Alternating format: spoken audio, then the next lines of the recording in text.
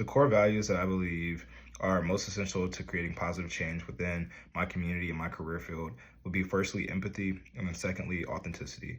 I think it's important to be able to put yourself in other people's perspective. Even if you haven't been through the same experiences, being able to put yourself in their shoes to even understand a glimpse of what they've been through or what they've lived through, I think will be very pertinent in creating positive change in the community. And especially as a future trauma surgeon, just being able to create positive change in medicine. I would also say authenticity because without being your true self and knowing what you're really capable of, how will you really understand how much change you can affect on the community?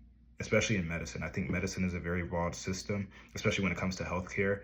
And really just knowing myself and what I can bring to the table, I think will help me contribute effectively and positively to actually change the ways that healthcare works and to change what I want to change in my community.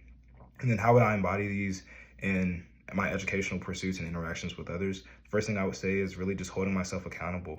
I think accountability is the checks and balance system that everyone needs to move throughout life. Without holding myself accountable, I can't hold others accountable. And the other thing I would say is also just keeping an open mind to every interaction.